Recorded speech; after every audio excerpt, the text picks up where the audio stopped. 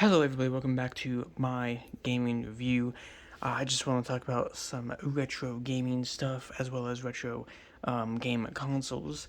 So, um, when you buy retro gaming systems, for anybody who wants to know, you can find these systems all over the place. A lot of them are on eBay, and you can also buy them at pawn shops and stuff like that. But I just want to talk about several different retro gaming consoles and pretty much like the best games to buy for these retro systems, as well as probably just some of the best games you can buy for these retro systems. Now, some retro video games are very expensive. If you look at Nintendo 64, some Nintendo 64 games, especially games like Pokemon and Bad Fur Day, are very expensive games. Bad Fur Day is a fantastic N64 game, but when I looked it up on eBay, it was like almost $200 for an N64 game, just so I can just for Bad Fur Day. Other places, N64 Pokemon games like Pokemon Stadium, are also like $200 or $100 or something like that, which is really expensive for a game. Now, most of these old retro game systems are usually priced depending on where you buy them from. Some pawn shops might have them for very cheap. Like, I know some people sell retro systems for like very cheap, like $30 for like a PlayStation 1, or like $20 for a game console, while sellers on eBay might sell them more for like $100. So the systems I got on here, this is the Nintendo Entertainment System. This is my Atari 2600 with the game Pac-Man on it. Both these systems were $100, and both of them have very cheap games and very cheap controls. So I think these consoles are very great to collect for. And if you do not own these consoles, and if you want to get into collecting retro systems and also maybe playing retro systems, these are two great consoles to actually start off with because, Atari 2600 has some fantastic games like Pac-Man, Space Invaders. You got the game Berserk, which is a great, fantastic game. You have Pitfall 1, Pitfall 2, and a couple other like shoot 'em up games on the system. And you also have, I think it's called Y'all's Revenge, and you have the game, Black Widow, as well as Donkey Kong for the Atari 2600. But you don't really need Donkey Kong on the system if you have this system. So this system, you can get games like Super Mario Bros. You can get Donkey Kong Jr., Donkey Kong the original one. You can get Tetris for the system, and many other games. Now, both these consoles are fantastic to collect for, and the games are fairly cheaply priced when it comes to both of these game systems. Now, when it comes to Nintendo 64, it's a little more expensive on that console, but Nintendo 64 games are a little more expensive, and that system might be a little more difficult to collect for, especially if you're somebody who doesn't have a lot of money, because it's, for my Nintendo 64, I only have 007. A lot of games I do want for the system are like hundreds of dollars, which is ridiculous. But for the Nintendo 64, the best games for that system, I would say, is all of the 007 games. Super Mario 64, Mario Kart is fantastic on the Nintendo 64, as well as Bad Fur Day, expensive game, and the Pokemon games, obviously. But anyway, so, depending on the game and the system, you might either be paying loads of money for it, or you might be paying pretty cheaply for the system. But for those people out there who want to get into retro gaming, or if you want to try out these systems, like if you do not own a Nintendo Entertainment System, these can actually be found very cheap, as well as the games are pretty cheap for this system. For the Atari 2600, these are also pretty cheap, actually. I found some places that only sell these for like $50, which is actually a good deal.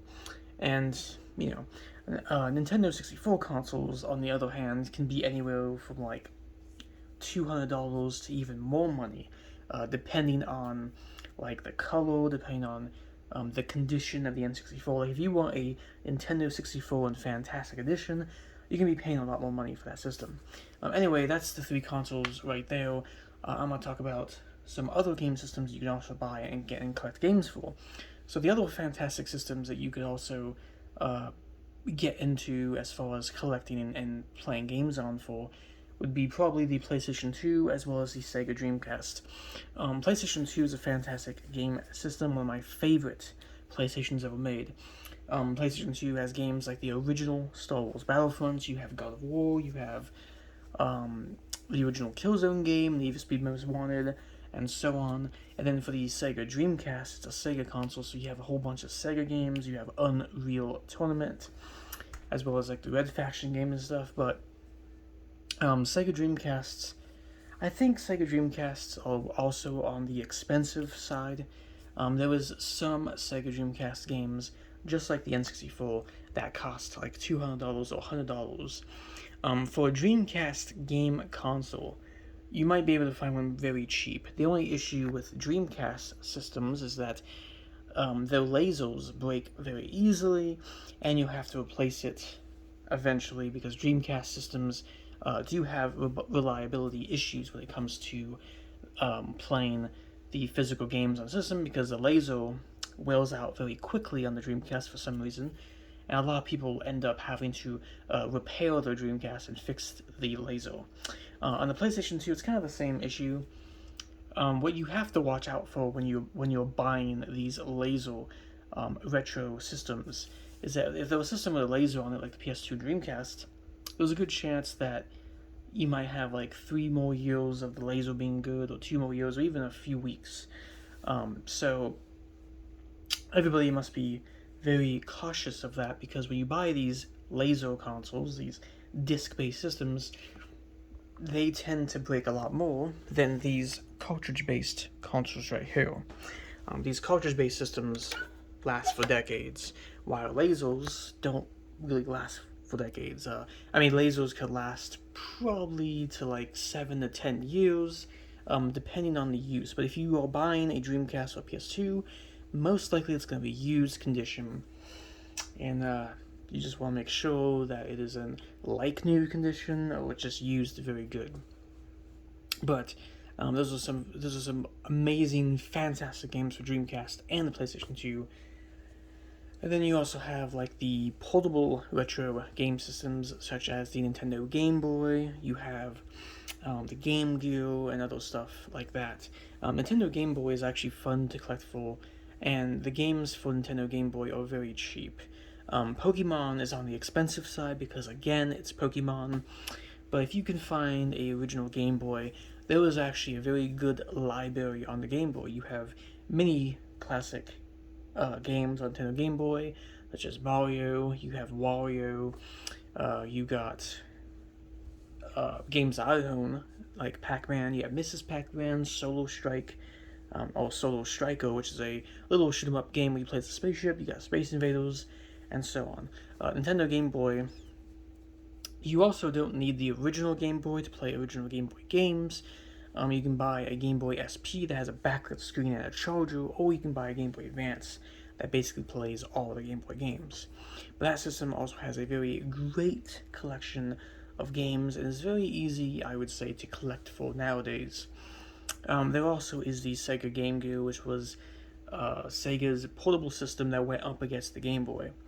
Now, Sega Game Gears are not the best systems to play on, only because Sega Game Gears, just like the Dreamcast, have reliability issues.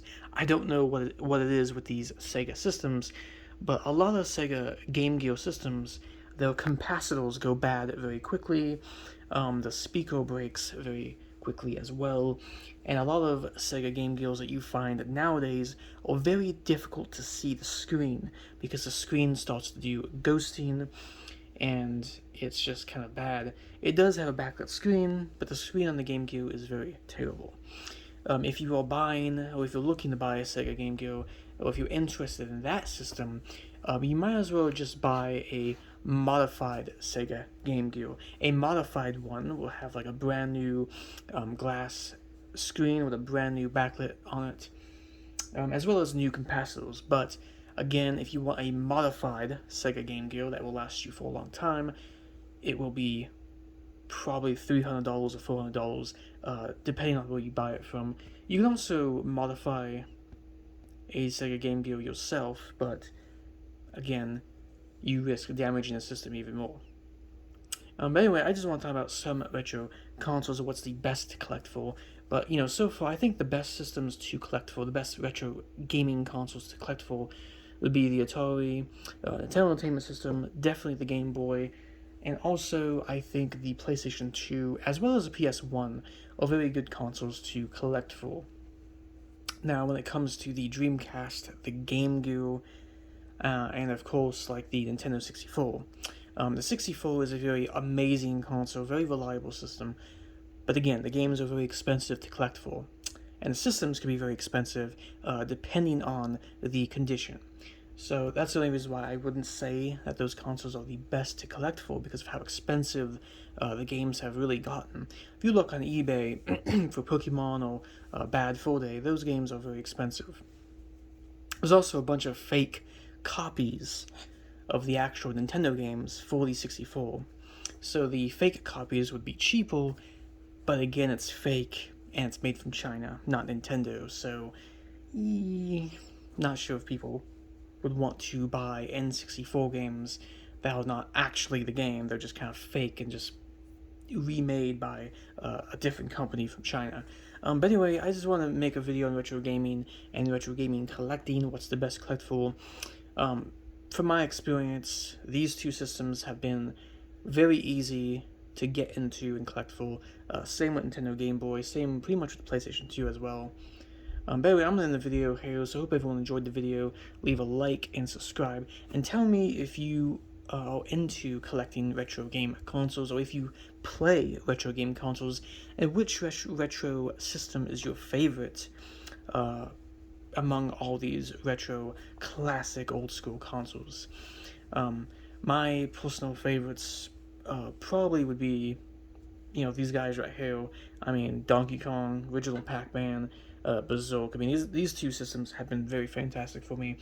But PlayStation 2 would probably be my favorite classic retro console, as well as the Atari 2600. But anyway, I'm in the video, so I hope everyone has a good day or night, and peace.